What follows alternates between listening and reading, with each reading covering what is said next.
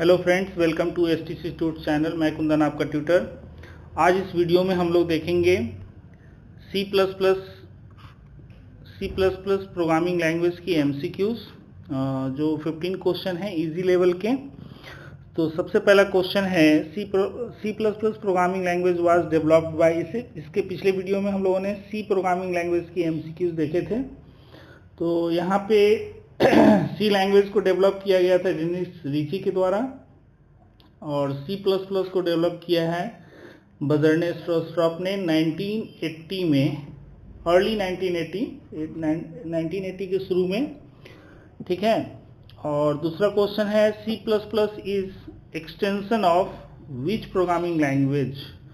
तो C language के extension को सी प्लस प्लस माना जाता है, और सी प्लस प्लस लैंग्वेज में ओप्स का कॉन्सेप्ट लॉन्च किया गया था, बताया गया था ऑब्जेक्ट ओरिएंटेड प्रोग्रामिंग लैंग्वेज।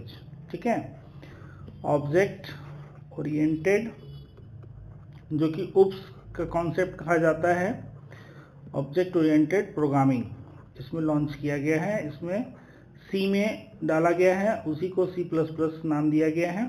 ठीक है। तो अगला क्वेश्चन है which symbol is use to end statement in C plus plus. ये बिल्कुल सेम है, जैसे सी लैंग्वेज में स्टेटमेंट को एंड करने के लिए सेमीकोलन यूज किया जाता है, वैसे यहाँ भी सेमीकोलन होगा। ठीक है। अगला क्वेश्चन है which of the following is correct statement. Correct comment syntax. Comment syntax के लिए सी का ही है, बिल्कुल सेम है, इसमें कोई अलग नहीं है, same to C. Single line comment के लिए double slash, single line comment. Single line का मतलब हुआ एक लाइन का कमेंट। कमेंट मतलब जो प्रोग्रामिंग कोडिंग में आप कुछ भी इंस्ट्रक्शन देना चाहते हैं जो उस प्रोग्राम कोड का हिस्सा न बने। और मल्टी लाइन कमेंट के लिए है स्लैश स्टार, दो लाइन मान लीजिए आपने कमेंट दिया और यहाँ पे फिर उसको क्लोज कर दिया। ठीक है, तो ये कहलाता है मल्टी लाइन कमेंट। चलिए अगले क्वेश्चन पे चलते हैं। Which header file is use for input output. Input output in C plus plus थोड़ा चेंज हो जाता है। सी में हमने देखा था प्रिंटफ और स्कैनफ फंक्शन को हम लोग यूज करते हैं, printf and scanf output input के लिए।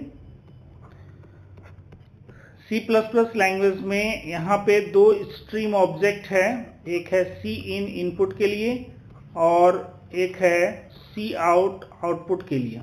ठीक है, और ये iostream.h हेडर फाइल में डाला गया है, तो ये नोट कर लीजिए आप। Which keyword is use to declare a constant variable. Constant variable का कौन सा कीवर्ड है, ये बिल्कुल सी के जैसा ही है। सी में जो कांस्टेंट वेरिएबल को डिक्लेयर करने के लिए जो कीवर्ड है वो भी यहाँ भी वही है, कॉन्स्ट। कीवर्ड कांस्टेंट का मतलब क्या होता है वो समझ लीजिए आप। जैसे मान लीजिए आपने कोई वेरिएबल डिक्लेयर किया ए, अब ए की कोई मेमोरी क्रिएट हुई, अब इसको आप बनाना चाहते हैं कॉन्स्ट। तो कॉन्स्ट जिस समय डिक्लेयर होता है उसी समय हम लोग बनाते हैं। यहाँ पे जैसे कोई वैल्यू आपने डाल दिया, for example const int a equal to 10, यहाँ पे एक वेरिएबल मेमोरी क्रिएट होगा और उसका वैल्यू फिक्स हो जाएगा, ये कोई चेंज नहीं कर सकता है, फिक्स वैल्यू हो जाएगी। ठीक है, उसी को कॉन्स्ट कहते हैं, फिक्स्ड वैल्यू। चलिए अगला क्वेश्चन है which operator is used for scope resolution operator. Scope resolution operator क्या है, इसके बारे में मैं आपको थोड़ा सा बता देता हूँ। ऐसे इसका सही आंसर है ये डबल कॉलन वाला। होता क्या है कि स्कोप डिफाइन करने के लिए सी प्लस प्लस लैंग्वेज में हम लोग यूज करते हैं। जैसे मान लो कोई क्लास है ए, ठीक है, कोई क्लास है ए, इसका कोई मेंबर है, ठीक है, कोई मेथड है या फंक्शन है, ठीक है, मान लो इंट सो, ऐसा कोई फंक्शन है। ठीक है, तो इसको क्लास के बाहर डिफाइन करने के लिए यहाँ पे हम लोग यूज करते हैं, जैसे ए स्कोप रिजोल्यूशन ऑपरेटर, यहाँ पे रिटर्न टाइप है इंट सो, ऐसे करके, यानी क्लास के बाहर मेंबर को डिफाइन करने के लिए हम लोग स्कोप रिजोल्यूशन ऑपरेटर का यूज करते हैं। ठीक है, चलिए अगला क्वेश्चन है which function is the entry point of C++ program. तो C के जैसा ही एंट्री पॉइंट जो होता है वो मेन होता है, मेन से ही प्रोग्राम शुरू होता है। और इसका यहाँ पे C++ का जो कंपाइलर है वो मेन में इंटीजर रिटर्न करता है for successful compilation of program. तो यहाँ से प्रोग्राम एग्जीक्यूशन स्टार्ट होता है। तो ये हो गया एंट्री पॉइंट। ठीक है, अगला क्वेश्चन है इनहेरिटेंस का कॉन्सेप्ट, यहाँ पे डिफरेंट पैरामीटर्स। अच्छा, विच concept allows the same function name with different parameters. ये कॉन्सेप्ट है फंक्शन ओवरलोडिंग का, same function name with different parameter. जैसे मान लो कोई एग्जांपल ले लेते हैं, जैसे एक फंक्शन है void show, ये कोई पैरामीटर नहीं ले रहा है, एक फंक्शन बना लिए void show, ये एक इंटीजर ले लिया पैरामीटर में। ठीक है, या तो टाइप ऑफ पैरामीटर या number of parameters. Return type से फंक्शन ओवरलोडिंग का कॉन्सेप्ट यूज नहीं होता है, ये दोनों ये नहीं अलाउ है, ये नहीं हो सकता है। ठीक है, तो यहाँ से अब पैरामीटर को चेंज करके आप फंक्शन ओवरलोडिंग कर सकते हैं। और फंक्शन ओवरलोडिंग का जो कॉन्सेप्ट है वो पॉलीमॉर्फिज्म में आता है। पॉलीमॉर्फिज्म का मतलब होता है एक ही नाम से अलग अलग फंक्शन डिफाइन करना। ठीक है, तो फंक्शन ओवरलोडिंग और फंक्शन ओवरराइडिंग दो कॉन्सेप्ट है, ओवरलोडिंग और फंक्शन ओवरराइडिंग। ठीक है, फंक्शन ओवरराइडिंग, इसके बारे में हम लोग डिटेल में, अगर आपको ज़रूरत होगा कमेंट कीजिएगा, मैं आपको डिटेल में इसको बता दूंगा। यहाँ पे आप समझिए कि फंक्शन ओवरलोडिंग में पैरामीटर चेंज करके एक ही नाम से अलग अलग फंक्शन बना सकते हैं और ये कॉन्सेप्ट पॉलीमॉर्फिज्म में यूज होता है। ठीक है, तो इसको नोट डाउन कीजिए। अगले क्वेश्चन पे चलते हैं हम लोग। Which keyword is use to define a class in C++। अब देखो C++ में मैंने बताया आपको कि ऑब्जेक्ट ओरिएंटेड लैंग्वेज का यूज किया जाता है, ओप्स कॉन्सेप्ट यूज किया जाता है। तो यहाँ पे क्लास डिफाइन किया जाता है और क्लास डिफाइन करने के लिए क्लास कीवर्ड का ही यूज है। एक एग्जांपल देख लीजिए, क्लास A बनाते हैं, इसके अंदर मेंबर डिफाइन कर सकते हैं, पब्लिक या प्राइवेट। ठीक है, तो इस तरह से ये क्लास कीवर्ड से A नाम का क्लास हमने बनाया। ठीक है, अगला क्वेश्चन है which loop is guaranteed to execute at least once. ये C प्रोग्रामिंग लैंग्वेज के MCQs में भी ये क्वेश्चन था। तो फॉर लूप के लिए भी कंडीशन चाहिए ट्रू होना, वाइल लूप के लिए भी। डू वाइल एक बार जरूर काम करता है, जैसे देखिए इसका सिंटेक्स क्या है, डू और स्टेटमेंट और फिर वाइल, और वाइल के साथ कंडीशन। तो वाइल के साथ कंडीशन अगर आप लगा रहे हैं तो देखिए यहाँ पे क्या होता है कि एक बार ये काम करेगा फर्स्ट टाइम, सेकेंड टाइम के लिए कंडीशन ट्रू होना जरूरी है। तो क्वेश्चन पूछ रहा है guaranteed to execute at least once, एक बार कम से कम, तो डू वाइल इसका सही आंसर होगा। For loop, while loop, nested loop, ये सब के लिए कंडीशन ट्रू होना जरूरी है। ठीक है, अगला क्वेश्चन है which operator is use to access members of class object.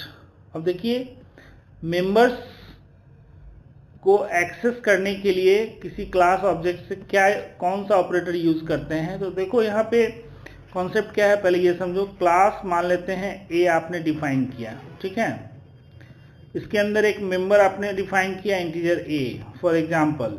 ठीक है, अब आपने क्या किया, A का ऑब्जेक्ट बनाया A1 और A1 से आप A को एक्सेस करना चाहते हैं तो डॉट लगाकर आप एक्सेस करेंगे। और यही चीज यहाँ पे राइट आंसर होगा डॉट।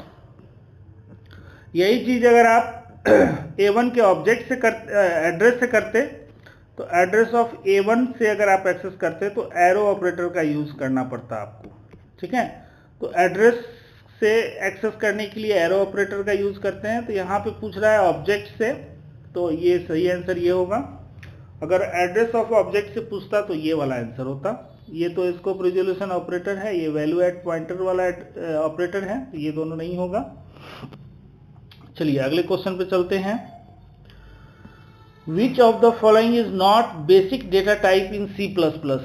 बेसिक डेटा टाइप का मतलब होता है जो पहले से डिफाइंड डेटा टाइप है।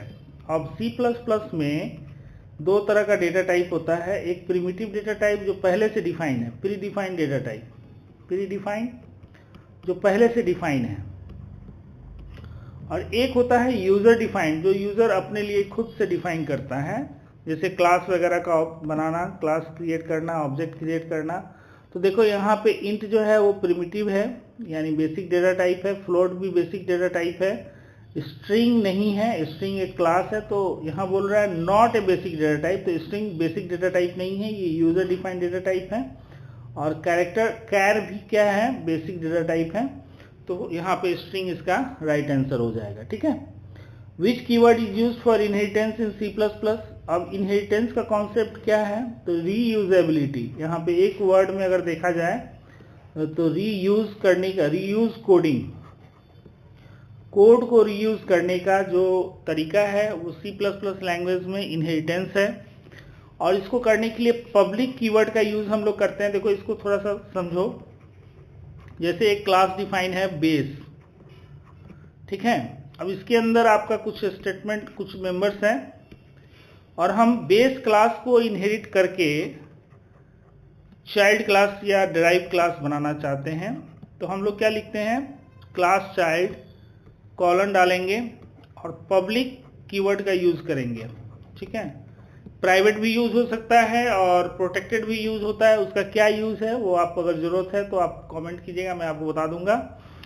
लेकिन इनहेरिटेंस के लिए पब्लिक कीवर्ड यूज करते हैं और बेस जो क्लास को इनहेरिट करना है उसका नाम देते हैं। ठीक है। तो ये क्या करेगा कि बेस क्लास के अंदर जो मेंबर्स डिफाइन है उसको चाइल्ड क्लास के अंदर इनहेरिट कर देगा, उसको रीयूज कर लेगा। ठीक है। आप उसको चाइल्ड के ऑब्जेक्ट से भी एक्सेस कर सकते हैं। ठीक है। तो इसका राइट आंसर हो गया पब्लिक। इसको नोट कर लीजिए आप। आगे है, लास्ट क्वेश्चन है ये, which operator is used for dynamic memory allocation. अब देखिए डायनेमिक मेमोरी एलोकेशन आपके C में भी है और C++ में भी है। तो मैलॉक फंक्शन जो देख रहे हैं आप, ये C लैंग्वेज में डायनेमिक मेमोरी एलोकेशन करता है, तो यहाँ पे ये गलत हो जाएगा। एलॉक भी C में यूज होता है, ये गलत हो जाएगा। क्रिएट नहीं यूज होता C++ किसी में भी नहीं, तो ये गलत हो गया। यहाँ पे न्यू कीवर्ड सही है। अब जैसे मान लो अगर आप कोई इंटीजर टाइप का डायनेमिक मेमोरी एलोकेट करना चाहते हो, कितना मेमोरी एलोकेट करना चाहते हो उसका वैल्यू यहाँ पे दे दोगे। तो डायनेमिक मेमोरी का क्या मतलब होता है कि रन टाइम पे यानी एग्जीक्यूशन टाइम पे दो तरह से मेमोरी क्रिएट होता है, एक कंपाइल टाइम, एक रन टाइम। तो कंपाइल टाइम नॉर्मल जो मेमोरी आप क्रिएट करते हो, जैसे इंटीजर A, ये क्या होता है, कंपाइल टाइम मेमोरी हो गया। जब कंपाइल होगा प्रोग्राम उसी समय इसको मेमोरी मिल जाएगा। ठीक है, कंपाइल टाइम। रन टाइम में क्या होता है कि जितना वैल्यू आप देंगे उतना इंटीजर टाइप का वो मेमोरी क्रिएट कर देगा और आप उसको एक्सेस कर सकते हैं एरे की तरह। ऐसे यहाँ पे एरे का भी हम लोग क्रिएट करते हैं डायनेमिक मेमोरी। ठीक है, इस तरह से उसका वैल्यू देते हैं। किसी क्लास का भी आप क्रिएट कर सकते हैं ऑब्जेक्ट का डायनेमिक मेमोरी। जैसे मान लीजिए कोई बेस क्लास है तो उसका भी डायनेमिक मेमोरी क्रिएट हो सकता है। इवन ऑब्जेक्ट के एरे का भी क्रिएट कर सकते हैं आप डायनेमिक मेमोरी।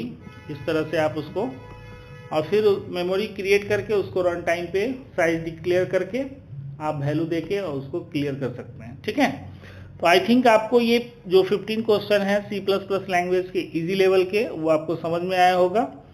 अगर कोई डाउट हो तो कमेंट कीजिएगा, पसंद आए तो लाइक और शेयर करिएगा और आगे आने वाली वीडियो देखने के लिए सब्सक्राइब कीजिएगा। मिलते हैं अगले वीडियो में, तब तक के लिए टेक केयर, बाय बाय।